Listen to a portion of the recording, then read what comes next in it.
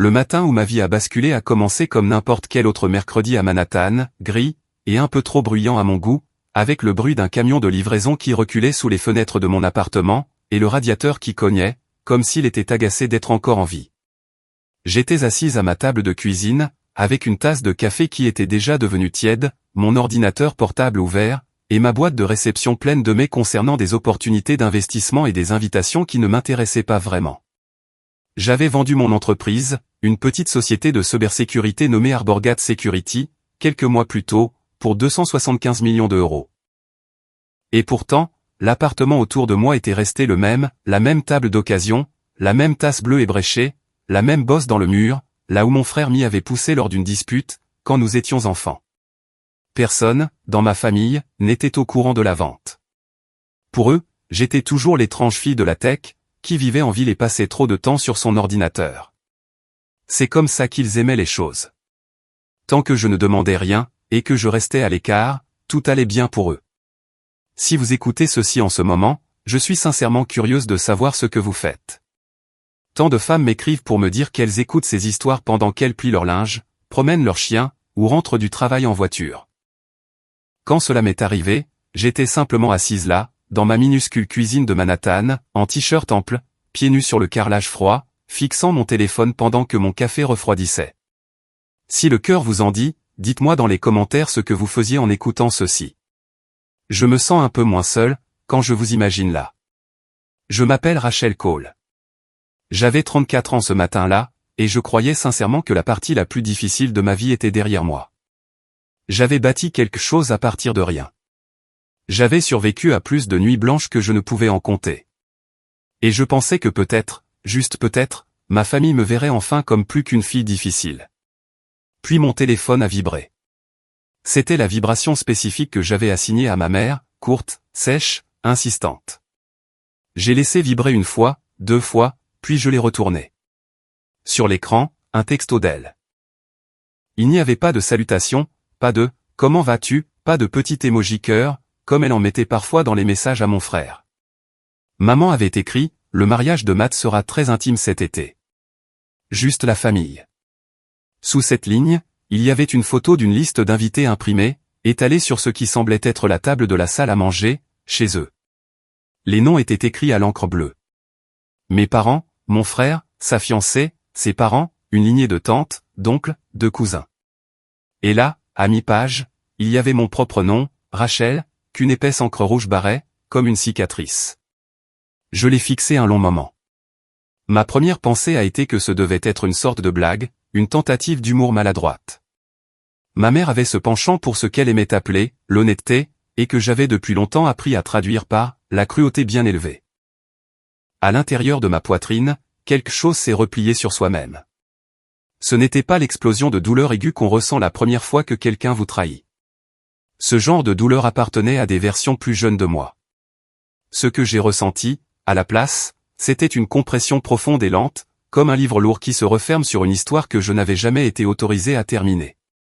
Je n'ai pas répondu. Je n'ai pas demandé ce que cela signifiait, ni pourquoi mon nom était barré.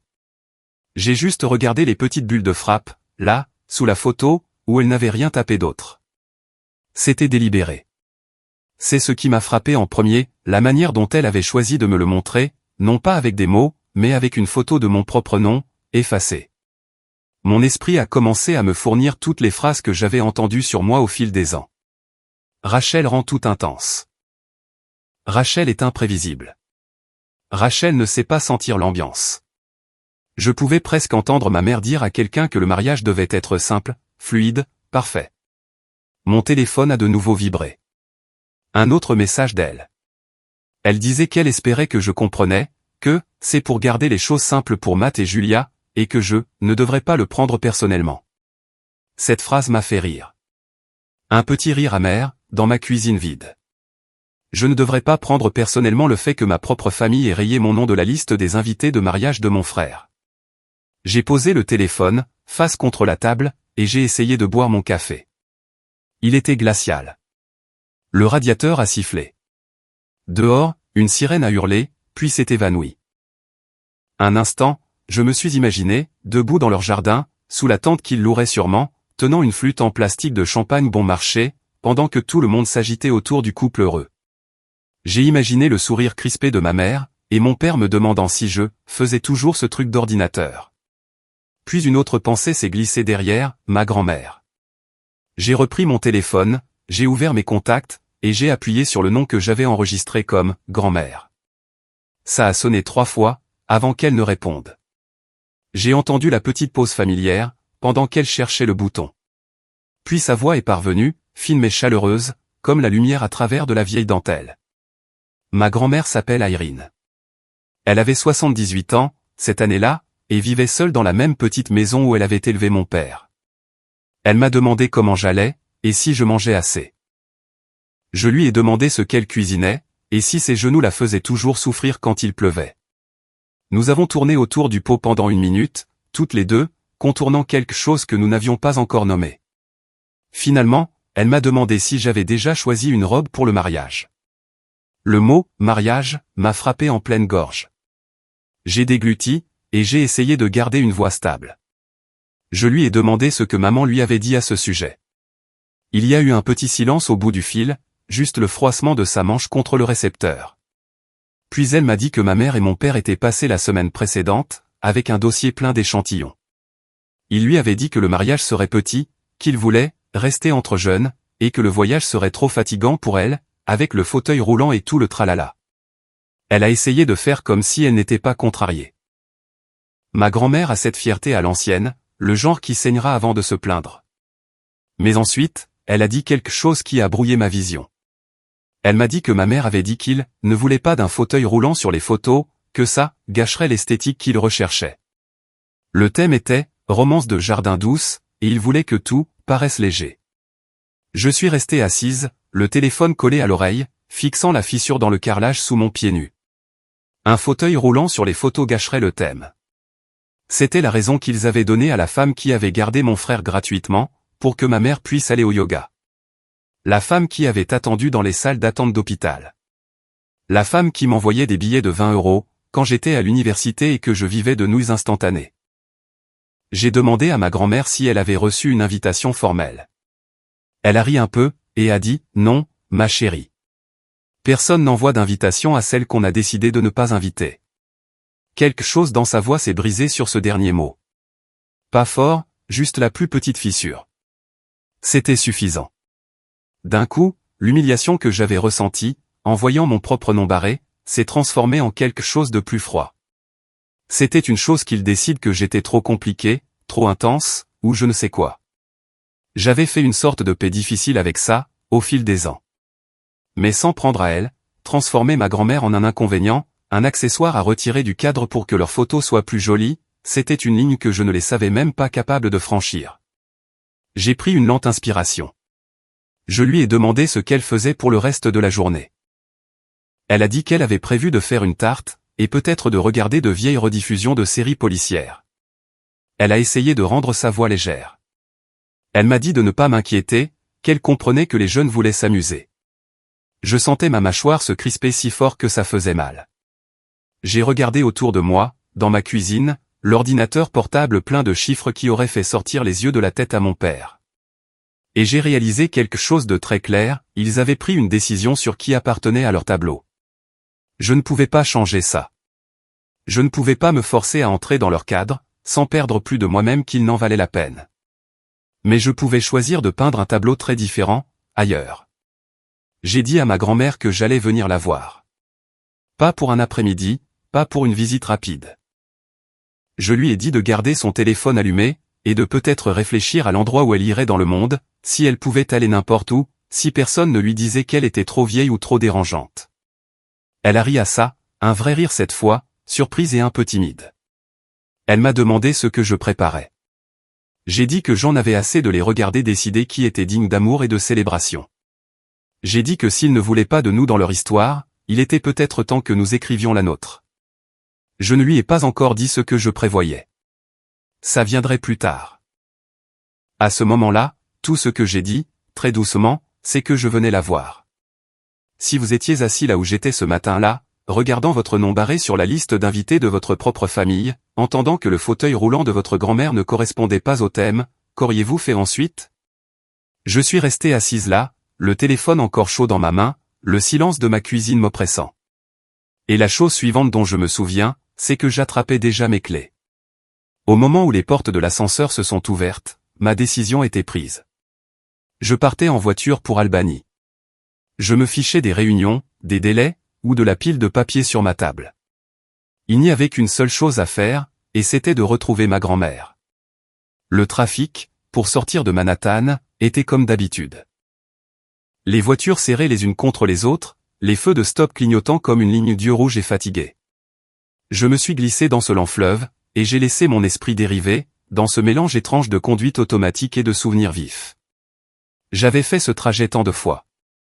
À l'époque, je gardais le front collé à la vitre, pendant que papa insistait pour écouter la radio, et que maman feuilletait son agenda. Il se dirigeait toujours vers quelque chose d'important, un événement scolaire pour mon frère, un banquet sportif, une obligation familiale dont je n'étais, d'une manière ou d'une autre, jamais le centre. Mon frère, Matt, avait toujours été l'enfant prodige. Depuis notre plus jeune âge, il ne pouvait rien faire de mal. S'il était pris en train de mentir, il protégeait quelqu'un. S'il ne faisait pas ses devoirs, il était surmené. S'il me criait dessus, ou me bousculait, il avait juste un moment difficile, et je devais être plus compréhensive. Pendant ce temps, tout ce que je faisais était intense, ou excessif, ou devait être atténué. Je faisais semblant que ça ne me faisait pas mal. Je me disais que c'était normal, que les familles choisissent un favori.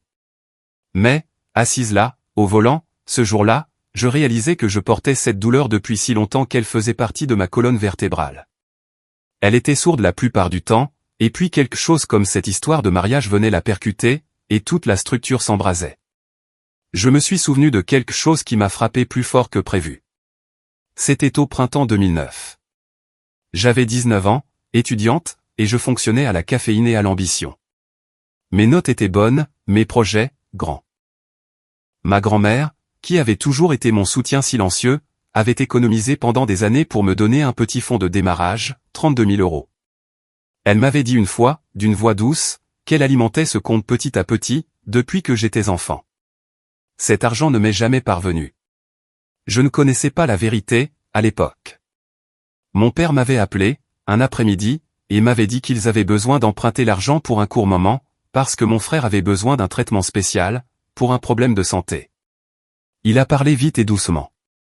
Il a dit que je le récupérerais à l'automne, que c'était pour la famille, que ça ne changerait pas mes projets. Je me souviens être assise sur le bord de mon lit, les ressorts du matelas grinçant, pendant qu'il expliquait tout. J'étais une bonne fille, à l'époque. Peut-être trop bonne. J'ai dit, bien sûr, prends ce dont vous avez besoin. Je comprends. L'automne est passé, puis l'hiver. Puis l'année suivante, puis celle d'après. À un moment donné, j'ai arrêté de poser des questions sur l'argent, car chaque fois que j'abordais le sujet, ma mère soupirait et disait que les choses étaient serrées, ou on en parlera plus tard. Finalement, j'ai décidé que ma grand-mère avait peut-être changé d'avis. Quand ma première tentative de créer une entreprise a échoué, 5 ans plus tard, j'étais fauché comme jamais. Je me souviens d'avoir appelé ma grand-mère, un soir, juste pour entendre sa voix. Elle a demandé si j'allais bien, financièrement. J'ai menti, et j'ai dit que oui. Elle a de nouveau demandé. J'ai de nouveau menti. Puis elle a demandé si mes parents l'avaient déjà remboursé pour le prêt. J'ai dit, quel prêt? Elle est restée silencieuse. C'est à ce moment-là que j'ai senti quelque chose basculer en moi. Mais elle n'a pas expliqué, et je n'ai pas insisté. Le souvenir m'a serré la poitrine, alors que je conduisais. L'autoroute s'est redressée. Le ciel était d'un bleu d'hiver délavé. J'ai continué à conduire, mon esprit sautant d'un moment à l'autre. Il y avait d'autres souvenirs, aussi. Ma mère me traitant de « dramatique » devant la famille, quand j'ai pleuré à ma propre remise de diplôme. Mon père oubliant de venir me chercher à l'école. Matt arrivant en retard à Thanksgiving, et recevant un accueil de héros, alors que j'avais passé la moitié de la journée à préparer une dinde que j'avais achetée avec mon propre argent. Je n'avais jamais rien dit de tout ça à voix haute. Pas avant ce matin, quand j'ai entendu ma grand-mère dire qu'un fauteuil roulant gâcherait le thème du mariage de mon frère. La voiture semblait trop petite pour tout ça. J'ai entrouvert la fenêtre, et j'ai laissé l'air froid entrer. Ça m'a frappé comme un bouton de réinitialisation. J'ai regardé les arbres défiler, et j'ai dit doucement, dans la voiture vide, qu'ils pouvaient m'effacer de leurs photos s'ils le voulaient, mais qu'ils n'allaient pas l'effacer, elle. J'ai senti quelque chose s'installer en moi. Pas de la colère, quelque chose de plus stable. J'avais été seul avant. Je pouvais survivre à ça, aussi. Mais ma grand-mère avait passé sa vie à aimer des gens qui la aimaient rarement en retour. Et je ne la laisserai pas passer ces dernières années à croire qu'elle était un inconvénient. Alors que le panneau indiquant Albanie apparaissait au loin, j'ai resserré ma prise sur le volant. Ils pouvaient m'avoir, moi, ou ils pouvaient avoir leur mariage parfait. Ils n'auraient pas les deux. Cette vérité s'est installée en moi si fermement qu'elle ressemblait à une deuxième colonne vertébrale. Au moment où j'ai tourné dans la rue de ma grand-mère, la lumière de l'hiver était devenue pâle et fine. Je pouvais voir ses rideaux de dentelle bouger, alors que ma voiture s'arrêtait. Elle m'attendait. J'ai monté la rampe, le cœur lourd. Quand elle a ouvert la porte, elle a essayé de sourire, mais dès qu'elle a vu mon visage, son sourire s'est effondré. Ses yeux la trahissaient toujours. Je me suis avancé et je l'ai serrée dans mes bras. « Tu as fait bonne route » a-t-elle dit, la voix tremblante.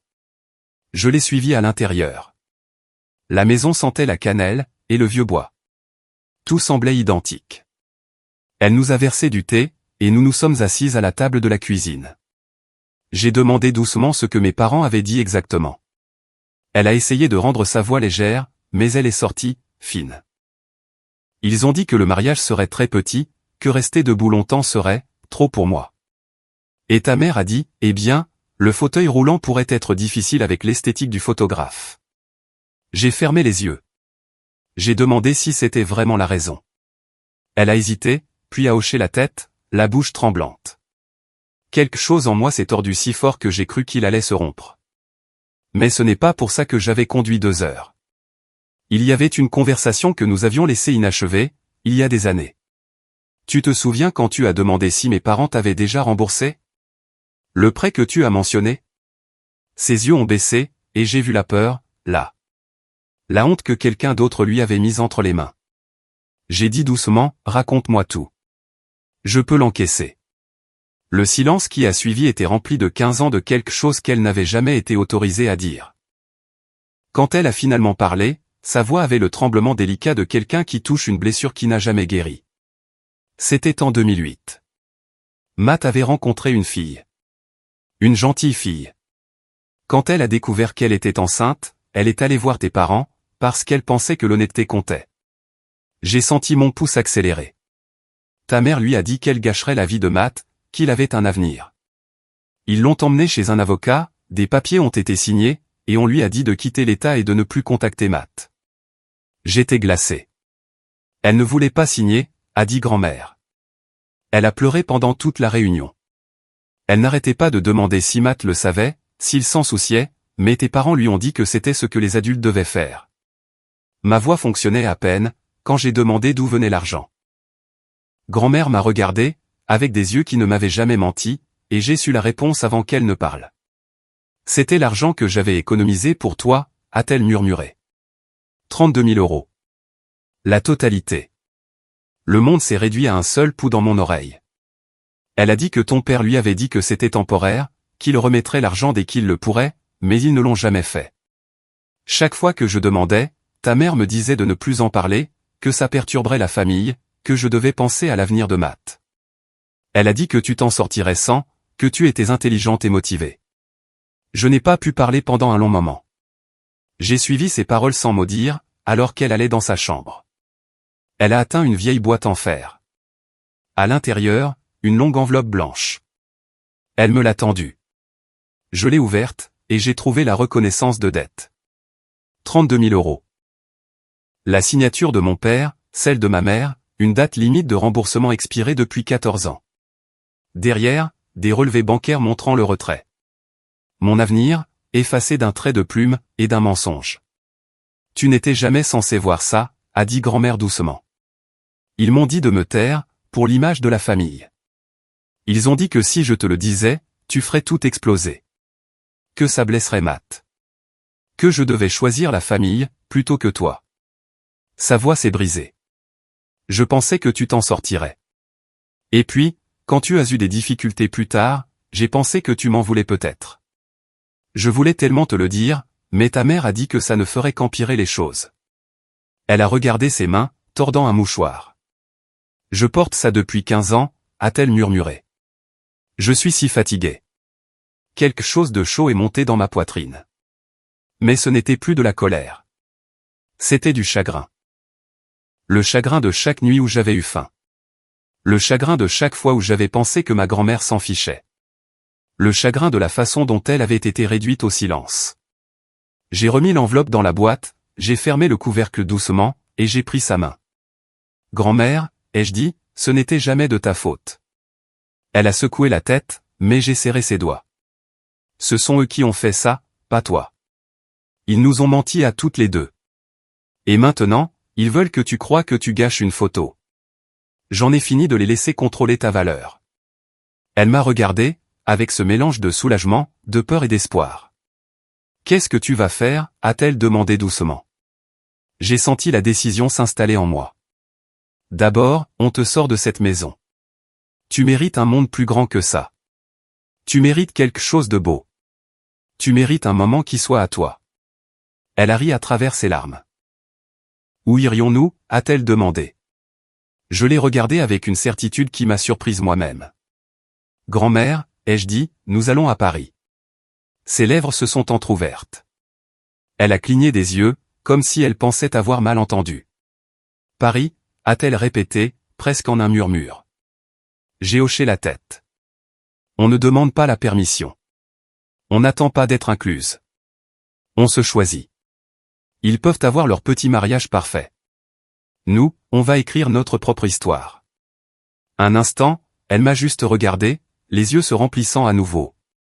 Mais cette fois, ce n'était pas de la tristesse. C'était quelque chose de plus léger. Paris, a-t-elle répété, laissant le mot rouler lentement sur sa langue. Oui, ai-je dit. Paris. Elle a fermé les yeux, et a laissé échapper un souffle qui ressemblait à des années de retenue, enfin libéré. D'accord, a-t-elle murmuré, la voix tremblante. D'accord, Rachel, allons-y, et c'est à ce moment-là que tout a basculé. Pas avec de la colère, ni avec de la vengeance. Avec de la liberté. Une nouvelle histoire, qui commençait dans la même petite cuisine où l'ancienne avait commencé à mourir. J'ai repris sa main. Paris. Ce n'était plus un rêve. C'était une promesse. Une promesse que j'avais bien l'intention de tenir. Je suis resté avec ma grand-mère toute la soirée, l'aidant à faire une petite valise. Elle n'arrêtait pas de toucher mon bras, comme pour vérifier que j'étais réel, et que Paris n'était pas une chose qu'elle avait imaginée. Je l'ai couchée vers 22 heures, et je me suis assise sur le vieux canapé, mon ordinateur sur les genoux. La maison était silencieuse. J'ai commencé à planifier, laissant la structure de la logistique me calmer. Les vols, d'abord. J'ai cherché des places en première classe, au départ de JFK, dans les jours suivants. Les prix qui s'affichaient à l'écran auraient fait s'évanouir mes parents, mais pour moi, ils ressemblaient à la liberté. J'ai réservé 2 places. L'email de confirmation est arrivé avec un doux carillon. Après ça, j'ai trouvé un hôtel à Paris, près de la place de la Concorde, avec des ascenseurs assez larges pour un fauteuil roulant. J'ai réservé une suite. Ensuite, j'ai appelé ma meilleure amie, Émilie. Elle a répondu à la 2e sonnerie, essoufflée. Elle a demandé ce qui se passait, parce que ma voix semblait différente. Je lui ai dit que j'emmenais ma grand-mère à Paris. Elle n'a même pas posé de questions, a simplement demandé ce dont j'avais besoin.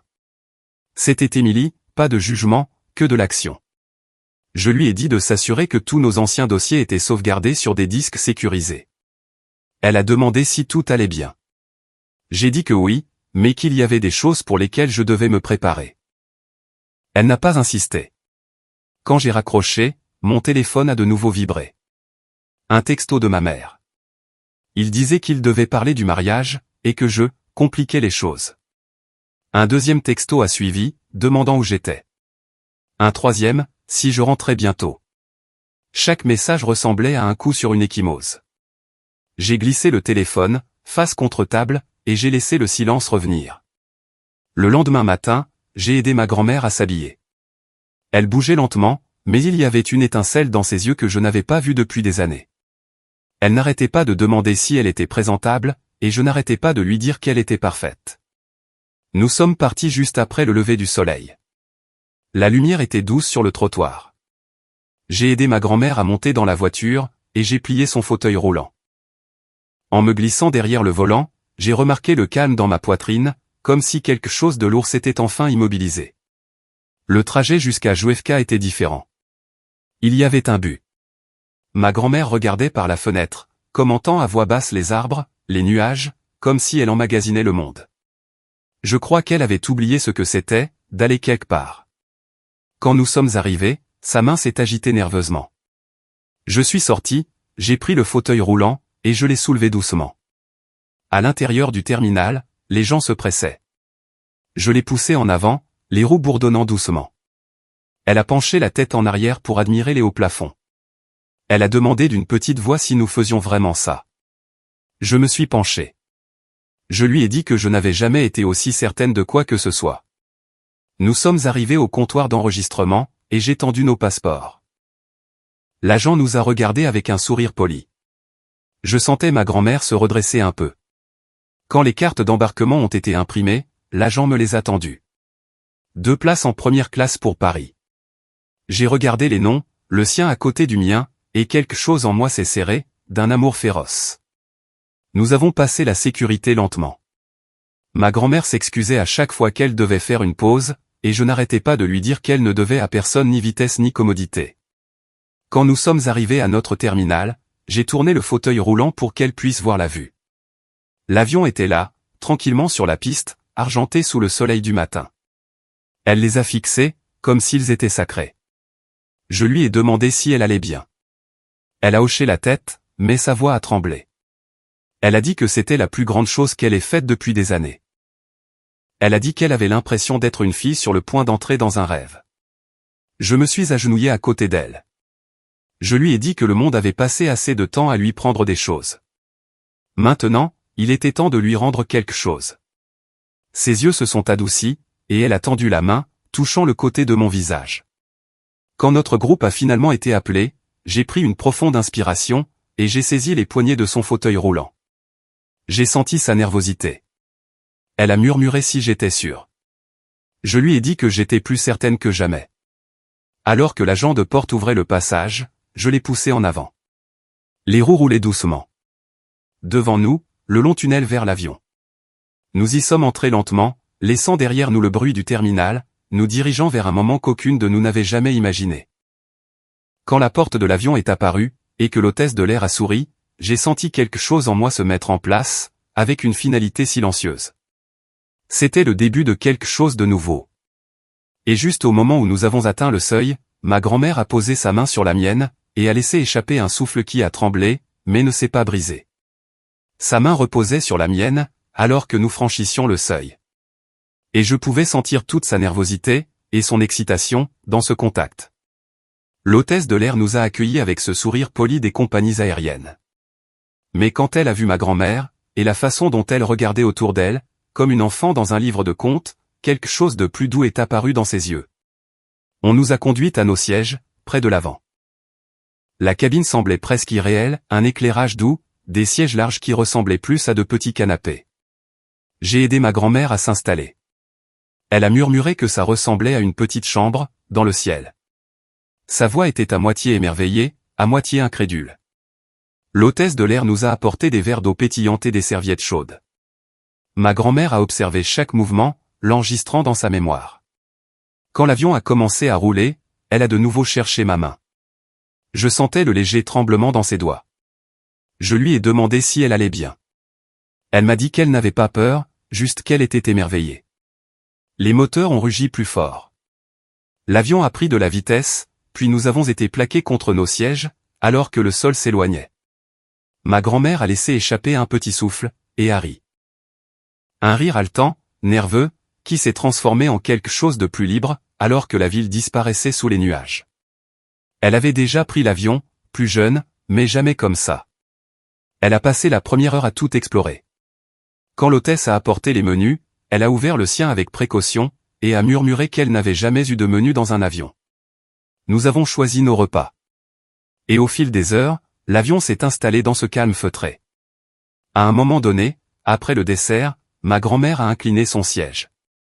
Elle est restée là, à regarder par le petit hublot. Elle a tourné la tête vers moi, et a demandé pourquoi je faisais tout ça. Sa voix n'était pas accusatrice, juste curieuse. Je lui ai dit que, depuis aussi longtemps que je me souvienne, elle avait été la seule personne à me voir. Vraiment me voir. Pas la fille difficile, pas l'intense. Juste moi. Je lui ai dit qu'elle m'avait donné de l'amour, quand personne d'autre ne savait quoi faire de moi. Elle a secoué la tête, et a dit qu'elle n'avait fait que ce que n'importe quelle grand-mère ferait. J'ai souri, et je lui ai dit que non, que ce qu'elle m'avait donné était rare. Puis j'ai dit les mots qui étaient restés dans ma poitrine depuis que j'avais réservé les billets. Je lui ai dit que je faisais ça, parce qu'elle méritait mieux. Mieux que d'être priée de rester à la maison, pour ne pas gâcher une photo. Mieux que d'être priée de se sacrifier, pour les apparences. Elle a cligné des yeux fortement, et a tourné son visage vers le hublot. Un moment, nous sommes restés en silence. J'ai regardé son profil, et je me suis demandé combien de fois, dans sa vie, quelqu'un lui avait dit qu'elle méritait mieux. Quand nous avons atterri à Charles de Gaulle, c'était le matin à Paris. L'air, dans la passerelle, était plus frais. Nous avons traversé lentement l'aéroport. À chaque pas, ma grand-mère serrait ma main, et montrait quelque chose. Un panneau en français, une petite vitrine de boulangerie. La douane a pris du temps, mais nous sommes passés sans trop de problèmes. Bientôt, nous sortions, dans une voiture que j'avais arrangée. Le chauffeur tenait une petite pancarte, avec mon nom de famille. Ma grand-mère a observé la scène, comme si elle était dans un film. Le trajet jusqu'à la ville a été plus lent. Paris défilait par les fenêtres. Ma grand-mère n'arrêtait pas de dire que ça ressemblait exactement aux cartes postales, et en même temps, pas du tout. Quand nous sommes arrivés devant l'hôtel, près de la place de la Concorde, elle est devenue complètement silencieuse. Le bâtiment était grand, élégant. J'ai remercié le chauffeur, puis j'ai ouvert la portière pour elle. Un groom a apporté son fauteuil roulant. Le hall était tout en marbre, et en haut plafond. Elle regardait autour d'elle, comme si elle avait peur de respirer trop fort. À la réception, l'employé nous a accueillis, et a parlé directement à ma grand-mère. J'ai regardé ma grand-mère se détendre, juste un peu. Nous nous sommes enregistrés, et un employé nous a accompagnés jusqu'à notre suite. La chambre était encore plus belle que sur les photos. 2 grands lits, 2 hautes fenêtres, un coin salon, et au-delà, un petit balcon. J'ai poussé ma grand-mère vers lui, et j'ai ouvert les portes. Les bruits de la ville sont entrés, feutrés et vivants. Elle s'est approchée du bord, et a agrippé la balustrade, regardant la ville. Ses yeux étaient brillants, et humides, et pleins de quelque chose qui m'a serré la gorge. Elle a dit qu'elle s'était toujours demandé ce que ce serait, mais ne l'avait jamais dit à voix haute, parce que ça semblait idiot de vouloir quelque chose d'aussi grand, à son âge. Je lui ai dit que vouloir quelque chose n'était jamais idiot. Nous avons passé le reste de cette première journée à bouger lentement. L'après-midi, après un court repos, nous sommes allés au musée d'Orsay. Je connaissais par cœur les itinéraires accessibles. J'avais passé des nuits à m'assurer que ce voyage ne serait pas une lutte pour elle. À l'intérieur du musée, l'architecture de l'ancienne gare s'arquait au-dessus de nous. Nous avons traversé des galeries, pleines de peintures qu'elle n'avait vues que dans des livres. Elle s'attardait devant certaines, penchant la tête, étudiant les coups de pinceau. Devant un tableau, elle a tendu la main, et a murmuré qu'elle avait une petite carte postale de celui-ci, scotchée à l'intérieur de son garde-manger. Elle a dit qu'elle n'avait jamais pensé voir le vrai. Je regardais ses yeux, pas le tableau. Il y avait une sorte de joie silencieuse, que j'aurais aimé pouvoir mettre en bouteille.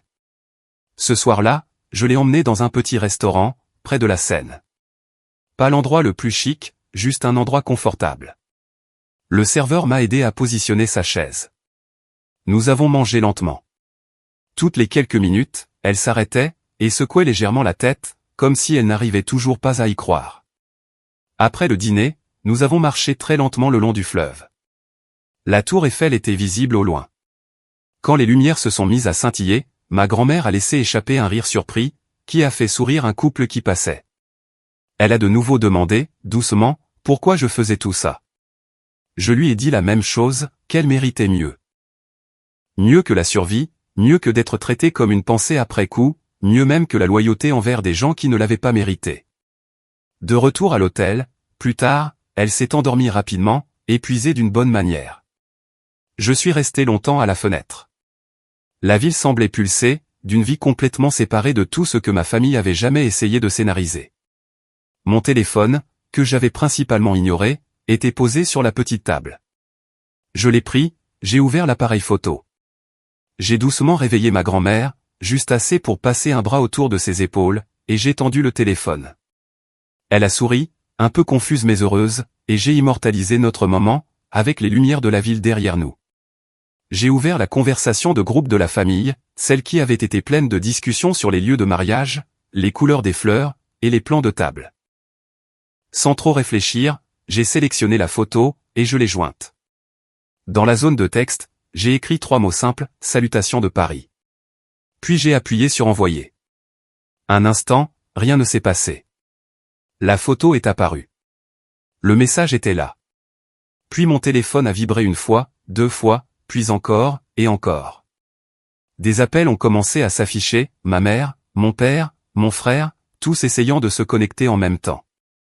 J'ai laissé vibrer sur la table, et je me suis retourné vers la silhouette endormie de ma grand-mère, sa respiration lente et régulière. Je suis resté là, longtemps, le téléphone vibrant sur la table. C'était étrange, de voir leur nom apparaître, alors que la seule personne qui m'avait jamais vraiment fait me sentir chez moi, dormait à quelques pas, enfin en paix. J'ai appuyé sur le bouton latéral, jusqu'à ce que les vibrations cessent, et que la pièce redevienne silencieuse. Dans la pâle lumière du matin, je me suis réveillé au son de la circulation.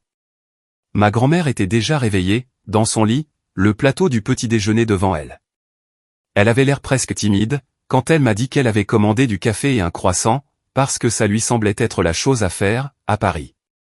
Je me suis assise sur le bord de son lit, et je lui ai demandé doucement comment elle avait dormi. Elle a dit qu'elle avait mieux dormi que depuis des années. Puis elle m'a regardé, avec une sorte de détermination tranquille, et a dit qu'elle voulait mettre les choses au clair, pendant qu'elle avait encore l'esprit lucide. J'ai tout de suite compris ce qu'elle voulait dire. Nous nous sommes assis ensemble, au petit bureau près de la fenêtre. J'ai sorti mon ordinateur, et j'ai trouvé l'adresse d'Hélène Brox, l'avocate qui s'était occupée des papiers de mes grands-parents pendant des décennies. J'ai tapé un bref message, expliquant que nous étions à Paris, et que ma grand-mère voulait mettre à jour son testament. À peine 10 minutes plus tard, ma boîte de réception a sonné. Hélène a suggéré un appel vidéo, cet après-midi-là. Elle a aussi dit qu'elle enregistrerait la session. En lisant ça à voix haute, ma grand-mère a hoché la tête. Elle m'a dit qu'elle voulait que ses volontés soient enregistrées, pendant que personne ne pouvait prétendre qu'elle était confuse ou sous pression. Les heures, entre le petit déjeuner et l'appel, ont passé lentement. À l'heure convenue, j'ai installé l'ordinateur. Quand la petite icône a cessé de tourner, Hélène est apparue à l'écran. Elle a d'abord salué ma grand-mère, l'appelant Madame Cole. Puis elle a souri, quand ma grand-mère a insisté pour qu'elle l'appelle Irene. Je voyais Hélène observer attentivement. Hélène a expliqué qu'elle enregistrerait l'appel. Elle a dit que tant que ma grand-mère agissait de son plein gré, il pourrait se fier à cette conversation. Des documents finaux seraient rédigés, et attendraient sa signature. Elle a demandé à ma grand-mère d'énoncer son nom complet, sa date de naissance, et où elle se trouvait. Ma grand-mère l'a fait, sans hésitation. Quand Hélène a été satisfaite, elle a demandé doucement quel changement ma grand-mère souhaitait apporter. Ma grand-mère s'est redressée un peu. Ses mains étaient jointes sur ses genoux. Elle a parlé lentement, mais avec une force qui m'a surprise. Elle a dit à Hélène qu'elle voulait retirer ses 2 enfants, Richard et Carole, comme bénéficiaires de sa succession. Sa voix n'a pas vacillé. Elle a fait une pause, juste assez longtemps pour qu'Hélène lui demande si elle comprenait. Ma grand-mère a dit qu'elle comprenait, et que c'était intentionnel. Elle a ensuite dit qu'elle voulait que la maison, à Albany, me revienne entièrement. Elle a utilisé mon nom complet, Rachel Cole, et a regardé droit dans la caméra, en disant que j'étais celle qui avait été là, celle qui s'était occupée d'elle. Elle a ajouté qu'elle voulait que je puisse décider quoi faire de la maison, sans interférence. J'ai senti mes yeux me piquer, mais j'ai gardé un visage impassible. Ensuite, elle a dit qu'elle voulait qu'une petite partie de son compte de retraite, 5%, soit réservée à un don de charité. Elle m'a regardé, et a dit à Hélène que le choix de l'organisation me reviendrait, mais qu'elle préférait quelque chose qui soutenait l'éducation des filles, ou les opportunités dans les sciences et la technologie. Puis est venue la partie qui semblait compter le plus. Elle a relevé un peu le menton, et a dit à Hélène qu'elle voulait me désigner comme l'unique exécutrice de sa succession. Pas de co-exécuteur, pas de responsabilité partagée. Elle a dit, simplement, qu'elle me faisait confiance. Hélène a de nouveau demandé si elle comprenait ce que ce rôle signifiait. Ma grand-mère a répondu qu'elle comprenait exactement. Elle a dit qu'elle avait vu trop de testaments se transformer en champs de bataille, et qu'elle ne voulait pas ça pour moi. Mais s'il devait y avoir un combat, elle voulait que ce soit moi qui tienne l'épée. Enfin, ma grand-mère a parlé à Hélène de la reconnaissance de dette de 2009. Elle a décrit l'enveloppe, le montant, les signatures, le fait qu'aucun paiement n'avait jamais été effectué. Elle voulait que ce papier soit formellement listé comme un actif de sa succession, une dette. Hélène m'a demandé de tenir la note devant la caméra. Je suis allé chercher la boîte, et j'ai déplié le document. Je l'ai tenu assez près pour qu'Hélène puisse lire les noms. Je pouvais voir sa bouche se crisper légèrement, en reconnaissant les signatures de mes parents. Elle a dit qu'il scannerait le document, et que, en tant qu'exécutrice, j'aurais l'autorité légale de décider de le recouvrer. Ma grand-mère m'a regardé alors, d'une manière que je n'oublierai jamais. Il n'y avait plus d'excuses dans ses yeux, seulement de la résolution. Elle a dit à Hélène qu'elle voulait qu'il soit enregistré que je ne devais pas cet argent à mes parents. Que si je choisissais de pardonner la dette, ce serait mon cadeau, pas une attente. Et si je choisissais de la recouvrer, j'agirais dans mon droit. Puis elle a tourné son regard entièrement sur moi. Elle m'a dit que je ne leur devais rien, pour ce qu'ils nous avaient pris à toutes les deux, ni argent, ni silence, ni loyauté. Ma gorge s'est serrée. Je ne pouvais pas faire confiance à ma voix, alors j'ai simplement hoché la tête. Hélène nous a regardés toutes les deux, son expression s'adoucissant. Elle a tout passé en revue une dernière fois, demandant à ma grand-mère de confirmer chaque point. Retirer Richard et Carole comme bénéficiaires. Laisser la maison entièrement à Rachel. Allouer 5% du compte de retraite à une œuvre de charité. Nommer Rachel comme unique exécutrice. Lister la reconnaissance de dette de 2009 comme un actif. Ma grand-mère a confirmé chaque point calmement. Quand Hélène a finalement fermé son carnet, ma grand-mère a laissé échapper un souffle qui ressemblait à quelque chose de lourd qui glissait de ses épaules. Hélène a promis d'envoyer un résumé, et d'avoir les papiers officiels prêts. Elle nous a rappelé que le testament précédent était toujours en vigueur, mais que cet enregistrement aurait un poids significatif.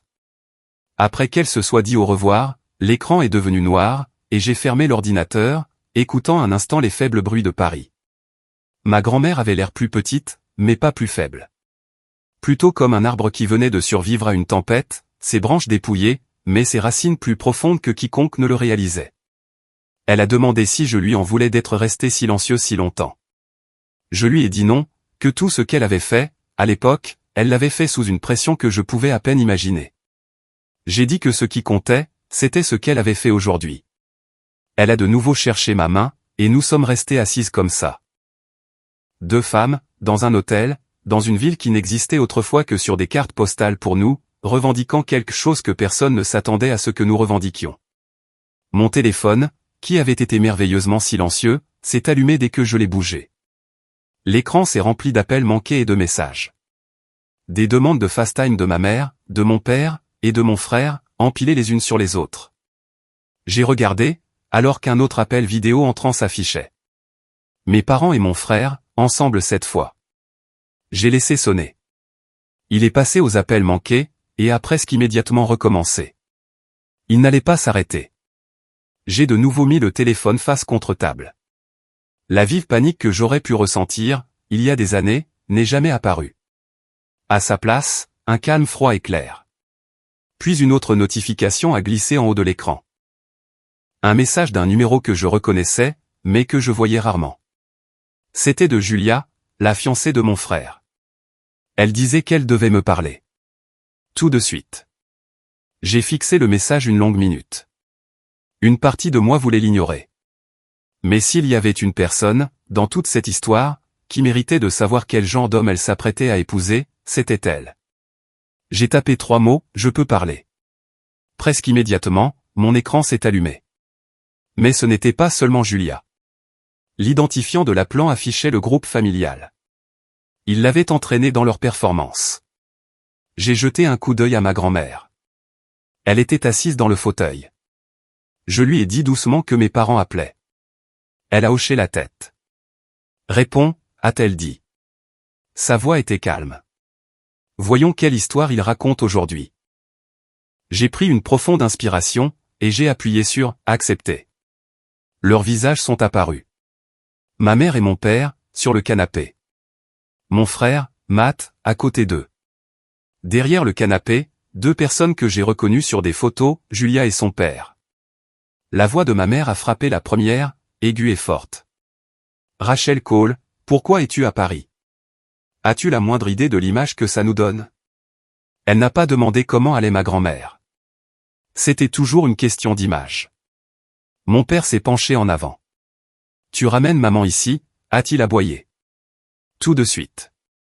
Ce n'est pas drôle. Dans le coin de l'écran, j'ai vu Julia, les yeux allant de l'un à l'autre. Elle avait l'air plus confuse qu'en colère. Elle a prononcé mon nom une fois, doucement. Je n'ai pas haussé la voix. J'ai juste tenu le téléphone, et j'ai dit que ma grand-mère allait bien, qu'elle était avec moi, et qu'elle avait choisi d'être ici. Ma mère a ricané. Tu fais ça pour nous punir, a-t-elle dit, en jetant l'argent par les fenêtres, en traînant ma mère à travers l'océan, en faisant une scène en ligne. Voilà, encore l'accusation. J'ai senti cette vieille colère familière. Mais au lieu de déborder en mots, elle s'est durcie en quelque chose d'autre, de plus froid et de plus clair. J'ai réalisé, à ce moment-là, que m'expliquer n'avait jamais rien changé. Alors, j'ai arrêté. Je leur ai dit d'attendre. Puis, j'ai posé le téléphone sur le bureau, et j'ai ouvert mon ordinateur portable. L'écran s'est allumé, avec les dossiers que j'avais préparés. Quelques nuits plus tôt, après que ma grand-mère m'ait tout dit, j'avais demandé à Émilie de m'aider à trouver tout ce que nous pouvions, lié à ce vieux scandale. Dans un dossier, une copie de la reconnaissance de dette de 2009. Dans un autre, un vieil email du cabinet d'avocats, qui avait géré l'accord de Matt. Attaché à cet email, une copie de l'accord de non-divulgation que la jeune fille avait été forcée de signer. J'ai partagé mon écran.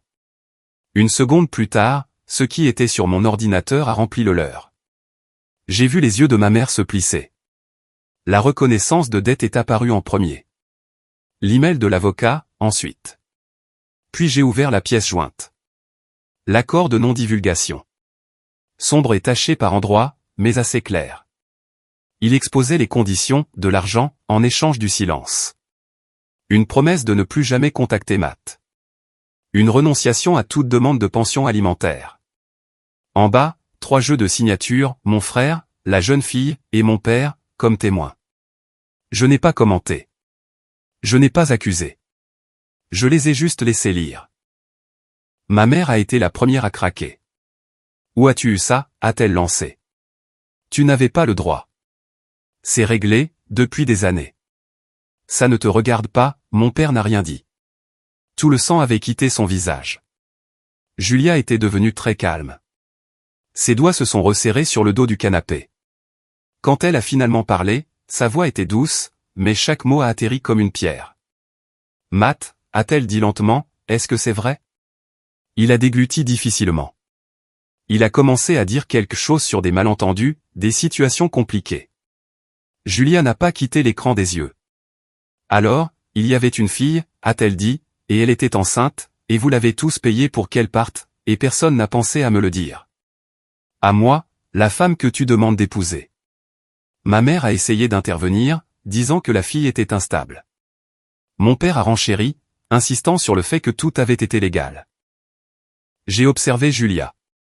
Elle a jeté un coup d'œil à la reconnaissance de dette, à l'email, à l'accord. Puis elle m'a regardé. Tu savais, a-t-elle dit. J'ai hoché la tête. Je lui ai dit que je venais juste d'apprendre toute la vérité. Ma mère s'en est alors pris à ma grand-mère, comme si elle était dans la pièce. Comment as-tu pu, a-t-elle crié. Après tout ce qu'on a fait pour toi. Ma grand-mère, qui était restée silencieuse, a relevé le menton. Sa voix n'était pas forte, mais elle a tranché le bruit. Je ne me retourne pas contre ma famille, a-t-elle dit. Je refuse de continuer à mentir pour vous. Il y a une différence. Ça a fait taire ma mère, un instant. À l'écran, Julia a pris une longue inspiration, puis s'est écartée, de sorte que les visages de ses parents sont apparus. Son père avait l'air abasourdi. Sa mère, profondément mécontente. Julia a de nouveau regardé Matt. Tu m'as dit que ta famille n'avait jamais eu de scandale grave. Tu m'as dit que vous n'aviez pas de secret. Matt a bégayé que ça datait, qu'il était un gamin stupide. Il a dit que la fille avait accepté l'arrangement. Il a commencé à dire qu'il avait prévu de le dire à Julia un jour. Elle l'a coupé, d'un petit geste de la main. Il faut qu'on parle, a-t-elle dit, sa voix soudain très calme et très sèche. Maintenant. Elle s'est tournée vers ses parents, et leur a demandé de mettre fin à l'appel. Ma mère a commencé à protester. Mais Julia ne les a pas regardés. Elle a gardé les yeux sur moi, une dernière seconde. Et dans ce regard, il y avait quelque chose comme de la gratitude, et quelque chose comme du chagrin. Puis son père s'est avancé, et l'écran a vacillé, alors que quelqu'un appuyait sur le bouton pour déconnecter. La dernière chose que j'ai vue, c'était le visage de mon frère, bouche bée, pris entre l'indignation et la peur, alors que le monde qu'il pensait avoir verrouillé, commençait à se fissurer. Alors que l'écran devenait noir, je suis resté assise là, le téléphone à la main, le cœur battant, mais étrangement stable. C'était comme si on venait de retirer la nappe de dessous un centre de table très cher et très faux. Une partie de la porcelaine s'était fissurée. Ça devait arriver. Pendant une minute, il n'y a eu que les bruits de Paris dehors, et le faible cliquetis du chauffage. Ma grand-mère m'a regardé par-dessus ses lunettes. Je n'ai rien fait de tout ça. J'ai juste respiré. Puis le téléphone a recommencé. Bip après bip. Une autre demande de FaceTime. Puis une autre. Je pensais l'ignorer. Mais il y avait quelque chose, dans la façon dont les appels arrivaient. J'ai jeté un coup d'œil à ma grand-mère. Elle m'a fait un petit signe de tête. J'ai appuyé sur « Accepter ». L'image a sauté, puis s'est stabilisée. Cette fois, la caméra n'était pas dans le salon. C'était dans la salle de banquet du country club, où le dîner de répétition était censé avoir lieu. J'ai reconnu les lustres. Les gens étaient partout. Mes parents, à un bout d'une longue table. Mon père, rouge et en sueur. Ma mère, la bouche pincée. Matt, debout derrière sa chaise, la cravate desserrée. De l'autre côté, Julia et ses parents, tous les deux raides et pâles. Le son m'a frappé, dans une précipitation. Tout le monde semblait parler en même temps. Ma mère insistait sur le fait que le passé, c'était le passé. La mère de Julia utilisait des phrases comme « manque de transparence » et « grave problème de confiance ». J'ai tenu le téléphone, et je n'ai rien dit. Après quelques secondes, Julia m'a vu, et a dit à tout le monde de s'arrêter. Sa voix n'était pas forte, mais il y avait de l'acier dedans. Elle m'a regardé, et a demandé très calmement depuis combien de temps je savais tout. Je lui ai dit que je n'avais appris toute l'histoire que quelques jours plus tôt, et que j'avais apporté des preuves, parce que j'en avais assez de les regarder prétendre que leur problème n'existait pas. Ma mère est intervenue, la voix montant. Elle a dit que j'exagérais, que j'étais toujours dramatique, que j'utilisais de vieilles erreurs pour faire exploser la vie de mon frère, parce que j'étais jalouse. Le père de Julia a coupé court à ses paroles. Il a demandé à mes parents quand exactement ils avaient prévu de mentionner qu'il pourrait y avoir une jeune femme, avec des liens avec leur fils. Il a aussi demandé pourquoi personne n'avait rien révélé, lorsque les familles s'étaient assises avec le pasteur. Mon père a essayé de se faire passer pour blessé, disant que tout avait été réglé il y a des années. Au milieu de tout ce bruit, j'ai entendu un son que je connaissais trop bien, le petit raclement de gorge que ma grand-mère utilisait. Elle m'a fait signe de pencher le téléphone, et je l'ai fait. Son visage est apparu, encadré par la douce lumière de la chambre d'hôtel, Paris derrière elle, dans un flou. La salle, de leur côté, est devenue brusquement silencieuse. La main de ma mère s'est envolée vers sa bouche. Mon père a même reculé, comme s'il avait vu un fantôme. La voix de ma grand-mère était calme. Elle a dit qu'elle était restée silencieuse pendant 15 ans, qu'elle avait fait ce qu'on lui demandait, pour le bien de l'image de la famille, pour garder la paix. Puis elle a dit qu'elle n'allait pas rester silencieuse une minute de plus. Les mots sont restés en suspens. La mère de Julia a regardé son mari, puis Julia. Sa voix, quand elle a parlé, était basse mais ferme. Elle a dit qu'un mariage, c'était l'union de deux familles, et qu'on ne pouvait pas construire quelque chose de solide sur des mensonges. Elle a dit qu'elle n'était pas à l'aise de continuer, avec une cérémonie de cette taille, quand des vérités fondamentales leur avaient été cachées. Julia a gardé les yeux sur Matt. Elle lui a demandé clairement s'il y avait autre chose qu'elle devait savoir. Il a secoué la tête. Il y a eu une longue pause. On pouvait presque la voir, peser le tout. Elle a dit qu'elle ne pouvait pas se marier demain, comme si de rien n'était. Qu'elle avait besoin de temps. Elle a dit qu'elle n'annulait pas encore les fiançailles, mais qu'elle n'était pas prête à prétendre une minute de plus que tout allait bien. Puis elle a fait quelque chose qui a stupéfié tout le monde. Elle s'est approchée du téléphone. Elle m'a regardé droit dans les yeux, et a dit « Merci, Rachel ». Pas fort, pas théâtral. Juste sincèrement. Puis elle s'est reculée, s'est tournée vers ses parents, et leur a demandé de partir avec elle. La réaction de ma famille a été instantanée, et laide. Ma mère s'est mise à pleurer, des sanglots bruyants, disant que tout était gâché. Mon père a crié que c'était exactement ce qui arrivait, quand on étalait des choses privées en public. Il n'arrêtait pas de répéter ce mot, gérer, comme si la paperasse avait déjà réparé une promesse brisée. D'autres voix se sont jointes. Au milieu de tout ça, ma grand-mère a de nouveau parlé. Elle ne s'est pas énervée. Elle leur a juste rappelé que personne n'avait forcé Matt, ni mes parents, que des conséquences retardées restaient des conséquences. C'est là que ma mère a craqué. Elle s'est penchée vers le téléphone, et a crié mon nom. Elle a dit que je devais arranger ça, que je leur devais, qu'après tout ce qu'ils avaient fait pour moi, le moins que je puisse faire, c'était d'aider à recoller les morceaux. Elle a parlé de l'argent dépensé, des parents qui avaient voyagé, de la réputation. C'était toujours cette réputation, cette image. Elle a répété que je leur devais, comme si les 32 000 € qu'ils n'avaient toujours pas remboursés, les années à être le bouc émissaire, la façon dont ils avaient rayé mon nom, avaient été, en quelque sorte, une dette que j'avais contractée. J'ai senti quelque chose de calme, et de final, s'installer en moi. J'ai pensé à la reconnaissance de dette, au testament mis à jour, à la main de ma grand-mère dans la mienne. J'ai regardé leur visage, tordu par l'indignation et la panique. J'ai regardé ma grand-mère, à côté de moi, calme pour la première fois depuis des années. Et pour une fois, je n'ai rien essayé d'apaiser. Je n'ai pas argumenté. Je ne me suis pas défendu. Je ne me suis pas excusé. Sans un seul mot, j'ai déplacé mon pouce vers le bouton rouge. Puis j'ai mis fin à l'appel. Je suis resté assise là, le téléphone encore chaud dans ma main. Mettre fin à cet appel aurait dû me laisser tremblante, ou coupable, mais tout ce que j'ai ressenti, c'est une légèreté inattendue. Ma grand-mère m'a regardé, avec de la douceur dans les yeux. Après un moment, elle a murmuré que j'avais bien fait, que parfois, la vérité devait être dite plus fort que le confort. Dehors, Paris continuait de bouger. Rien, autour de nous, ne reconnaissait le fait qu'à des milliers de kilomètres de là, un mariage commençait à s'effondrer. Cette pensée m'a presque fait rire. J'ai fait du thé, et j'ai apporté à ma grand-mère le gilet qu'elle aimait. Mon téléphone était posé sur le bureau. Puis, comme un nuage d'orage qui revient, il a vibré, et a vibré encore. J'ai fini par le prendre. Il y avait des messages d'une cousine, Tracy, quelqu'un qui aimait les drames familiaux. Elle m'avait identifié dans quelque chose sur Facebook. Je l'ai ouvert, à contre-cœur. Il y avait la photo de Paris, mais elle l'avait repostée publiquement, avec la légende « Regardez qui a décidé de sauter le chaos du mariage ». Ça seul n'aurait pas causé de problème, mais les commentaires, en dessous, avaient explosé. Quelqu'un a demandé quel chaos. Un autre cousin est intervenu. Quelqu'un d'autre a fait allusion à un vieux scandale. Puis j'ai vu les mots « rumeur de grossesse », puis « argent du silence », puis « camouflage ».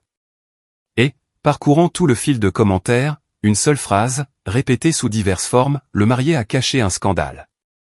Les rumeurs se déplacent vite, dans les petites villes, mais dans notre famille, les commérages se déplaçaient comme de l'essence sur une étincelle. J'ai fait défiler plus bas. D'autres captures d'écran, du côté de Julia. Un de ses parents a écrit que ses parents avaient retiré tout leur soutien financier. Quelqu'un d'autre a mentionné que Julia avait quitté le dîner tôt. J'ai laissé ma tête retomber contre le fauteuil. Ce n'était pas ce que je voulais. Mais une partie de moi savait que c'était inévitable. On cache quelque chose pendant 15 ans, et on construit un mariage par-dessus.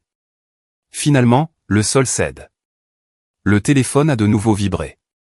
Cette fois, c'était ma mère qui appelait directement. J'ai failli laisser le répondeur. Mais j'ai senti quelque chose changer en moi. J'avais passé ma vie à éviter la confrontation. Si j'évitais cet appel, je serais toujours cette version de moi-même. Je ne voulais plus l'être. J'ai répondu. Le visage de ma mère est apparu, bouffi et rouge. Elle n'a pas perdu une seconde. Rachel, tu dois arranger ça. Tu n'as aucune idée à quel point c'est grave. Le mariage s'effondre. La famille de Julia s'est retirée. Ils pensent qu'on leur a menti. Tu dois arranger ça. J'ai gardé une voix égale, et je lui ai demandé ce qu'elle pensait exactement que je devais arranger. Elle a dit que je devais appeler Julia, et lui dire que ma grand-mère était confuse, que j'avais mal compris les documents. Elle a dit de protéger la réputation de la famille. J'ai presque ri à ce mot, réputation. Je lui ai dit calmement que je n'allais pas mentir. Ni pour Matt, ni pour elle, ni pour personne. Sa voix s'est brisée. Elle a dit que je les punissais, que j'étais jalouse. Puis elle a essayé d'être douce, me rappelant tout ce qu'ils avaient fait pour moi. C'était le même scénario que j'avais entendu toute ma vie. Je ne l'ai pas laissé fonctionner, cette fois. Je lui ai dit que je ne devais rien à personne, pour la douleur qu'ils avaient causée, ou l'argent qu'ils avaient emprunté et jamais remboursé. Je lui ai dit que cette situation se produisait à cause des choix qu'ils avaient faits. Puis la voix de mon père est intervenue, sèche et furieuse. Il m'a accusé d'avoir manipulé le testament de ma grand-mère. Il a dit qu'il savait qu'elle prévoyait de le changer, et que j'étais derrière tout ça. Il a dit que je profitais de son âge. Cette accusation m'a glacé. Je lui ai dit que les décisions de ma grand-mère étaient les siennes, prises clairement et calmement, lors d'une session enregistrée avec son avocate. Il y a eu une longue pause.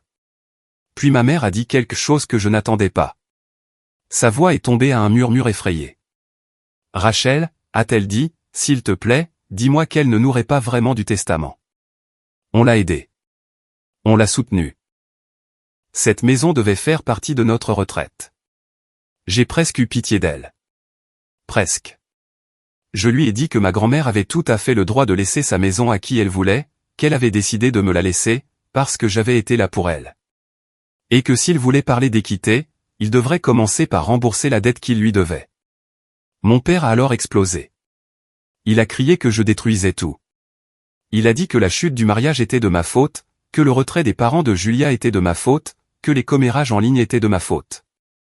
J'ai regardé par la fenêtre, Paris brillant sous une douce brume du soir. À ce moment-là, j'ai réalisé quelque chose de simple et de libérateur, pour la première fois de ma vie, rien de leur chaos ne m'appartenait. Quand il a enfin arrêté de crier, j'ai dit doucement que j'espérais qu'un jour, il comprendrait que ce n'était pas une vengeance. C'était la vérité, et ses conséquences. Puis j'ai raccroché. La pièce est redevenue très calme. J'ai pris une profonde inspiration, et j'ai posé le téléphone. Je me suis tourné vers ma grand-mère. Elle me regardait, avec un calme que je ne saurais décrire. Je me suis assise à côté d'elle. La lumière de la fenêtre frappait son visage, d'une manière douce et chaude. Bon, ma voix est tombée à quelque chose de calme et de réel. Grand-mère, ai-je demandé, ça va? Elle m'a regardé un long moment, et sa réponse est venue lentement, avec le poids de décennies derrière elle. Et avant qu'elle ne puisse finir sa pensée, une nouvelle rafale de notifications s'est répandue sur mon téléphone, éclairant l'écran sombre comme des étincelles. Les retombées se poursuivaient. J'ai légèrement tourné la tête vers le son, puis je suis revenu vers elle, attendant sa réponse. La question flottait dans l'air, entre nous, pleine de tout ce que nous avions vécu, et de tout ce qui était encore à venir. Les notifications se sont finalement tues, comme si la tempête s'était calmée, un instant. Ma grand-mère s'est agitée dans son fauteuil, et m'a regardé avec ses yeux stables. Je lui ai demandé si elle allait bien, et elle a esquissé un petit sourire réfléchi, le genre qui vient d'un endroit profond et honnête.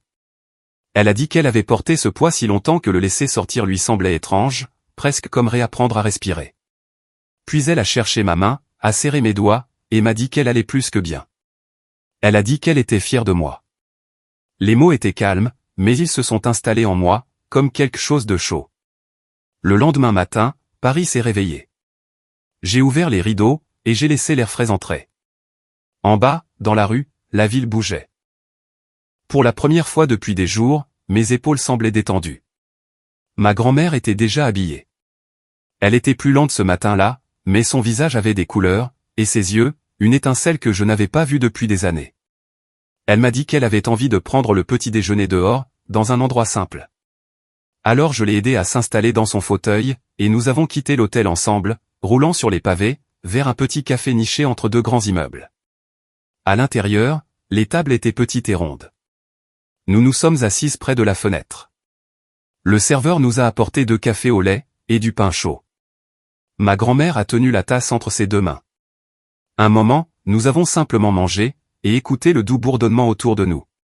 Puis elle m'a regardé, avec ce sérieux doux qu'elle réservait au moment qui comptait. Elle a dit que je n'avais pas cherché la vengeance. J'avais simplement arrêté de les laisser me faire du mal. Elle a dit qu'il y avait une différence. J'ai pris une lente inspiration. Peut-être qu'elle avait raison. Peut-être que le vrai changement n'avait pas été le scandale, ou le mariage qui s'effondrait. Peut-être que le vrai changement, c'était que, pour la première fois, j'avais refusé de jouer le rôle qu'il m'avait écrit. Je lui ai dit que je me sentais étrangement calme, comme si j'étais enfin entré dans une vie qui m'appartenait. Elle a hoché la tête. Elle a dit que c'était ce qu'elle avait toujours voulu pour moi. Pas le succès, ou la richesse, juste la capacité de me choisir, sans m'excuser. Après le petit déjeuner, nous nous sommes promenés lentement vers le fleuve. L'air était frais et lumineux. Ma grand-mère regardait les bateaux glisser sous les ponts. Alors que nous nous reposions sur un banc, face à l'eau, j'ai senti mon téléphone vibrer à nouveau. Cette fois, j'ai vérifié. Il y avait des messages de mes parents, en majuscules. Puis un deuxième message, plus long et paniqué. Puis un troisième. Le thème était le même, tout était de ma faute. Ils avaient tout perdu à cause de moi. J'ai tout lu, en silence, les mots s'empilant comme un mur de désespoir. Un instant, j'ai senti cette vieille impulsion, d'apaiser, d'expliquer, de défendre. L'instinct avec lequel j'avais vécu depuis l'enfance. Mais il est passé.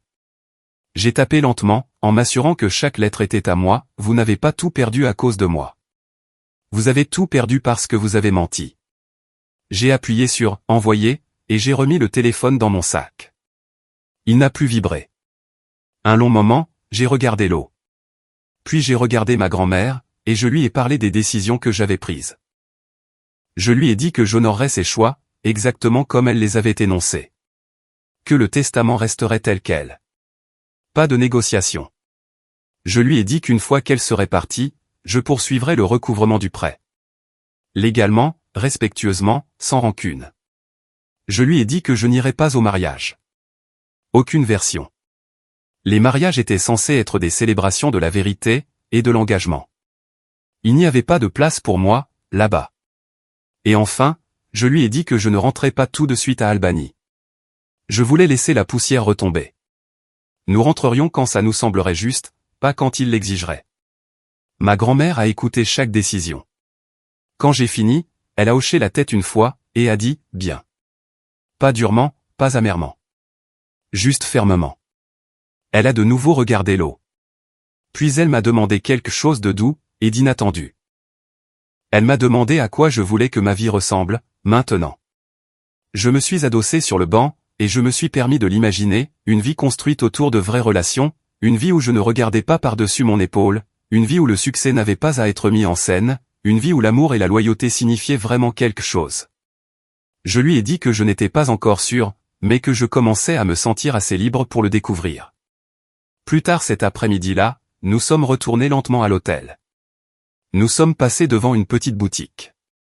Ma grand-mère m'a demandé de m'arrêter. Elle a choisi une carte postale, avec une peinture qu'elle avait vue au musée.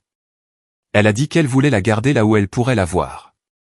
Pas scotchée à l'intérieur d'un garde-manger, cette fois. Mais encadrée, sur sa table de chevet, quand nous rentrerions. Alors que nous montions dans l'ascenseur, elle a fermé les yeux. Elle a murmuré que la vérité arrivait toujours au moment où elle le devait. Parfois tôt, parfois tard, mais toujours quand on est enfin prêt à la porter. Quand nous sommes arrivés dans la chambre, elle a demandé si nous pouvions ouvrir les portes du balcon. Je l'ai fait, et l'air de la ville a rempli la pièce. Elle s'est assise près de la balustrade, écoutant le doux bourdonnement de Paris. Le battement de cœur d'un endroit qui lui avait donné quelque chose qu'elle pensait avoir perdu. L'espoir. L'espace. Un nouveau départ. Je suis resté longtemps à côté d'elle, admirant la vue, sentant le changement en moi s'installer. C'était le premier jour d'une vie que j'avais choisie. Et alors que les lumières de la ville commençaient à briller, je savais que je ne retournerais plus jamais à être invisible. Si on vous a déjà dit que vous étiez trop, ou pas assez, pour votre propre famille, souvenez-vous de ceci, le silence peut être un pouvoir, et la vérité, la plus éclatante des vengeances. Dites-moi dans les commentaires ce que l'intégrité signifie pour vous, et d'où vous écoutez.